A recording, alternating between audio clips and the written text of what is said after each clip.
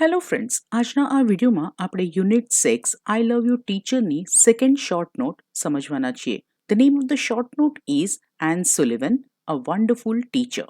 હવે આ શોર્ટ નોટમાં આપણે એન સુલિવન ધ ટીચરના વિશે લખીશું.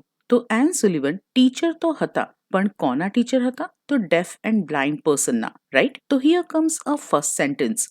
N Sullivan was a teacher for the deaf and blind. Ann Sullivan બહેરા અને આંધળા માટેના શિક્ષિકા હતા. હવે એન સુલિવને એક આંધળી અને બહેરી છોકરીને કેવી રીતે શીખવાડવાની શરૂઆત કરી? તો હથેળી પર આંગળીઓના હલનચલન દ્વારા, રાઈટ? તો she taught Helen to spell words through finger movements on her palm. તેમણે હાથની હથેળી પર આંગળીઓના હલનચલન દ્વારા હેલનને શબ્દો શીખવ્યા અથવા હેલનને શબ્દોની ઓળખ આપી. હવે કોઈ પણ બાળક હોય તેનામાં શું હોય? ઉત્સુકતા, ક્યુરિયોસિટી. અને વળી આ તો એક આંધળું અને બહેરું બાળક હતું, જેણે કશું જ જોયું નહોતું અને કશું જ સાંભળ્યું નહોતું. તો તેનામાં કેટલી ઉત્સુકતા હશે? અને એક શિક્ષકનું કામ શું છે? કે બાળકની ક્યુરિયોસિટીને સંતોષવી, સેટિસ્ફાઈ કરવી. તો આપણું સેન્ટેન્સ થશે: Miss Sullivan satisfied Helen's curiosity. Miss સુલિવને હેલનની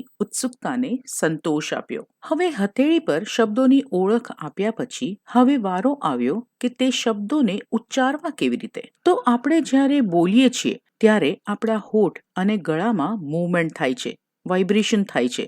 એના આધાર પર તેમણે હેલનને શબ્દો ઉચ્ચારતા શીખવ્યા. Miss Sullivan would speak a word and ask Helen to slowly touch her lips and throat. પછી મિસ સુલિવન એક શબ્દ બોલતા અને હેલનને તેમના હોઠ અને ગળાને ધીમેથી સ્પર્શ કરવાનું કહેતા. તો આવી રીતે હેલન હોઠના હલનચલન અને ગળાની ધ્રુજારી દ્વારા બોલતા શીખી. Helen learn to speak through movements of the lips and the vibration in the throat. હવે મિસ સુલિવન શું કરતા હતા? તો તેમણે અભ્યાસને એટલે કે લર્નિંગને રમતા રમતા હેલનને શીખવાડવાનું શરૂ કર્યું. તો miss સુલિવન made learning more like play than work.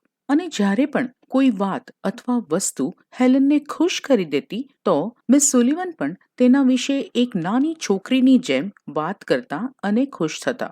Whenever anything delighted or interested Helen, Miss Sullivan would talk about that as if she were a little girl herself.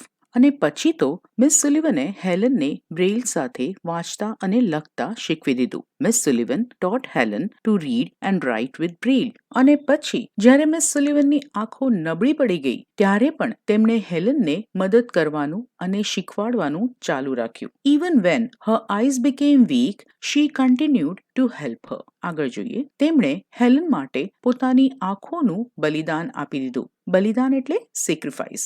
She sacrificed her sight for Helen. So, this is the end of our short note. Anne Sullivan, a wonderful teacher. Let's revise this short note once more. Anne Sullivan was a teacher for the deaf and blind. She taught Helen to spell words through finger movements on her palm.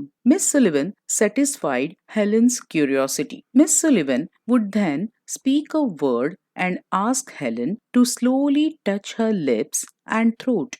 Helen learned to speak through movements of the lips and the vibration in the throat. Miss Sullivan made learning more like play than work. Whenever anything delighted or interested Helen, Miss Sullivan would talk about that as if she were a little girl herself. Miss Sullivan taught Helen to read and write with Braille. Even when her eyes became weak, she continued to help her. She sacrificed her sight for Helen. So, this is the end of the short note.